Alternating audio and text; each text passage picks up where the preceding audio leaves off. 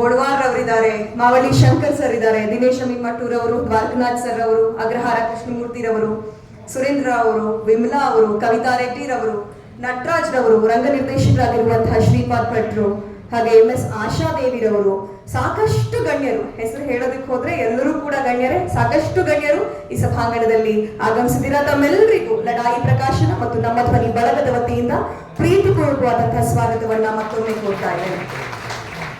ಕಾರ್ಯಕ್ರಮದ ಲೈವ್ ಜನಶಕ್ತಿ ಮೀಡಿಯಾದಲ್ಲಿ, ವಾರ್ತಾ ಭಾರತಿಯಲ್ಲಿ ಹಾಗೂ ಬುಕ್ ಬ್ರಹ್ಮದಲ್ಲಿ, ಫೇಸ್ಬುಕ್ ಮತ್ತು ಯೂಟ್ಯೂಬ್ ನಲ್ಲಿ ಲೈವ್ ಇದೆ. ಅದನ್ನ ಹಂಚಿಕೊಳ್ಬೇಕಾಗಿ ವಿನಂತಿಸ್ಕೊಳ್ತೇನೆ. ಕಾರ್ಯಕ್ರಮವನ್ನ ಉದ್ದೇಶಿಸಿ ನಿಮ್ಮೆಲ್ಲರ ಪ್ರೀತಿಯ ಹೋರಾಟದ ಒಡನಾಡಿ ವಕೀಲರಾಗಿರುವಂತಹ S ಬಾಲನ್ ಅವರು ಕಾರ್ಯಕ್ರಮವನ್ನು ಉದ್ದೇಶಿಸಿ ಮಾತನಾಡಬೇಕಾಗಿ ವಿನಂತಿಸ್ಕೊಳ್ತೇನೆ.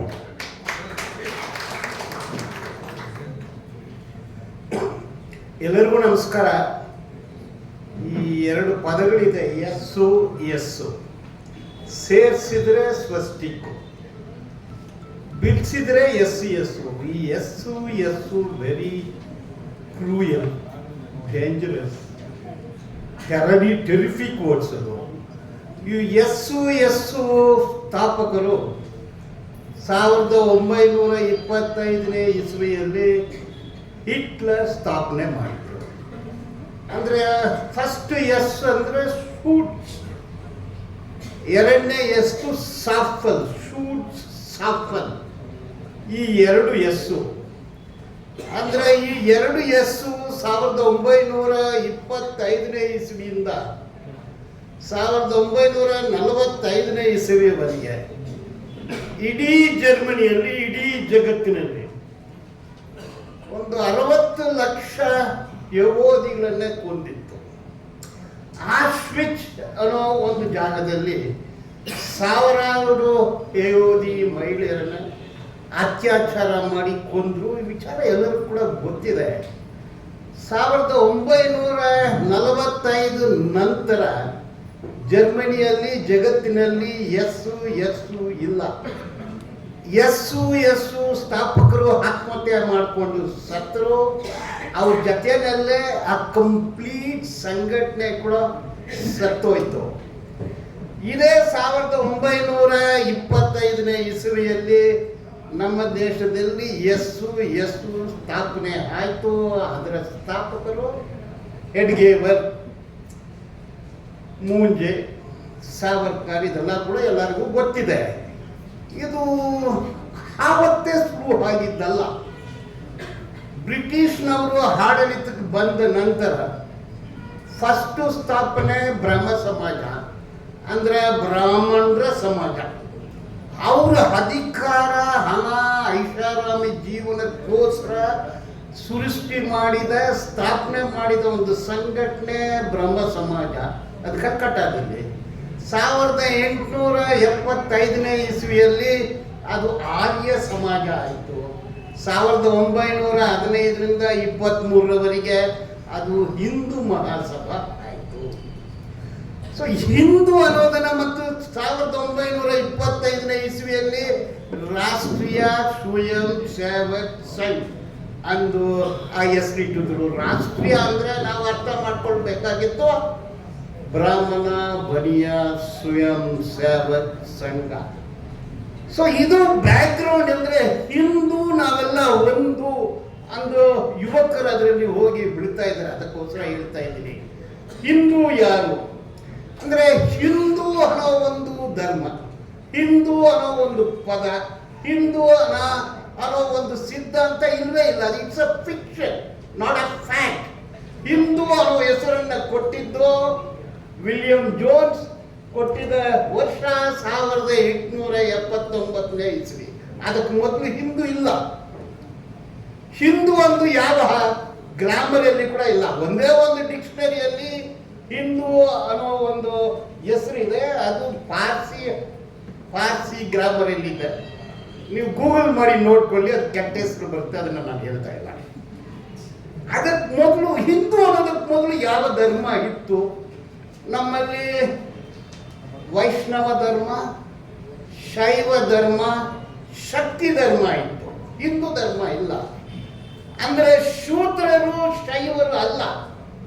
ಶೈವ ಧರ್ಮಕ್ಕೆ ಸೇರಿದವರು ಅಲ್ಲ, ಶೂದ್ರರು ವೈಷ್ಣವ ಧರ್ಮಕ್ಕೆ ಸೇರಿರೋರು ಅಲ್ಲ, ಶಕ್ತಿ ಧರ್ಮಕ್ಕೆ ಸೇರಿರೋರು ಅಲ್ಲ. ಅಂದ್ರೆ ಶೂದ್ರರು ಹಿಂದೂಗಳ, ದಲಿತರು ಹಿಂದೂಗಳ, ಪಂಚಮರು ಹಿಂದೂಗಳ ಅನ್ನೋದು ಕೂಡ ಯೋಚನೆ ಮಾಡಬೇಕಾಗುತ್ತೆ. ಅಂದ್ರೆ ಪ್ರಾರಂಭದಲ್ಲಿ ಏನ್ ಮಾಡಿದ್ರು, ಇಡೀ ಪ್ರಪಂಚದಲ್ಲಿ ಎಲ್ಲಿ ಇಲ್ಲ, ಊರಂದ್ರೆ ಒಂದು ಕೇರಿ ಇರುತ್ತೆ, ಊರಂದ್ರೆ ಊರಿರುತ್ತೆ, ಅಗ್ರಹಾರ ಒಂದಿರುತ್ತೆ. ಅಗ್ರಹಾರ ಬ್ರಾಹ್ಮಣರದು, ಬಡಿಯಾಗಳದು, ಊರು ಬೇರೆ, ಕೇರಿ ಬೇರೆ. ಇದನ್ನ ಬೇರ್ಪಡಿಸಿದ್ದು ಯಾರು? ಊರು ಮತ್ತು ಕೇರಿನಲ್ಲಿ ಇರೋರು ಶೈವರು ಅಲ್ಲ, ವೈಷ್ಣವರು ಅಲ್ಲ, ಶಕ್ತಿಮಾನೂ ಅಲ್ಲ. ಸೊ ಊರು ಹೊರಗಡೆ ಇಟ್ಟಿದ್ರು. ಅಂದ್ರೆ ಎಲ್ಲ ಸಂಪತ್ತು, ಅಧಿಕಾರ, ಆಸ್ತಿ, ಐಷಾರಾಮಿ ಜೀವನ ಇದು ಪೂರ್ತಿ ಅಗ್ರಹಾರದಲ್ಲೇ ಇತ್ತು, ಕಂಪ್ಲೀಟ್ ಇಡುತ್ತ ಅಗ್ರಹಾರದಲ್ಲೇ ಇತ್ತು. ಇದನ್ನ ಶೇಕ್ ಮಾಡಿದ್ದು ಬ್ರಿಟಿಷ್ನವರು ಬಂದ ನಂತರ.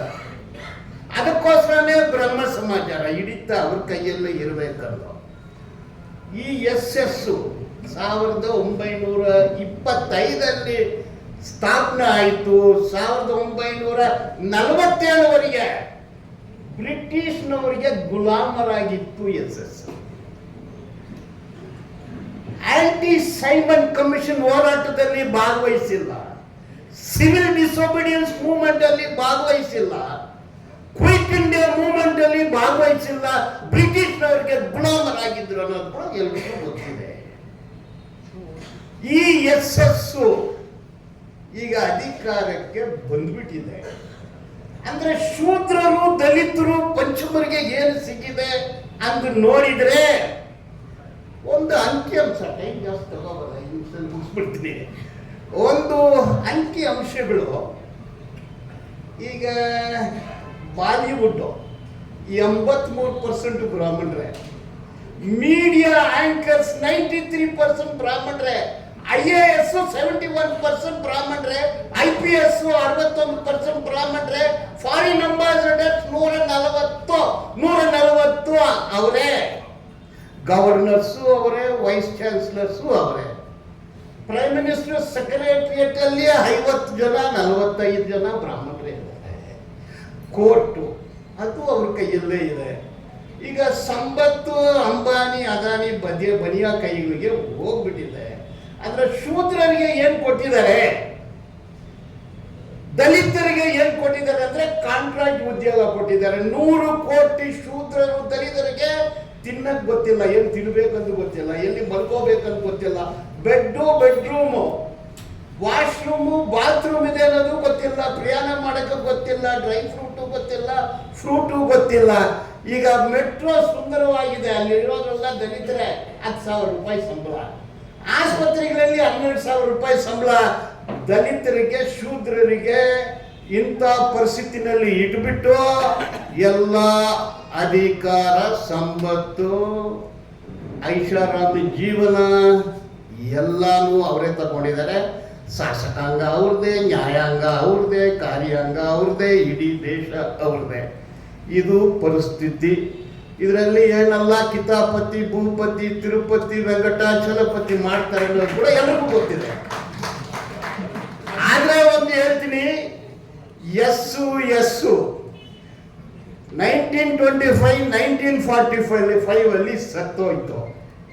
ಈ SS 1925 ಅಲ್ಲಿ ಶುರು ಆಯಿತು, 2025 ಅಲ್ಲಿ ಸತ್ತೋಗುತ್ತೆ, ಏನೋ ಗೊತ್ತಿಲ್ಲ. ಅದನ್ನ ಸಾಯಿಸುವ 100 ಮಹೇಂದ್ರ ಕುಮಾರ್ ಬೇಕಂದೇಳಿ ಅವಕಾಶಕ್ಕೆ ಧನ್ಯವಾದ.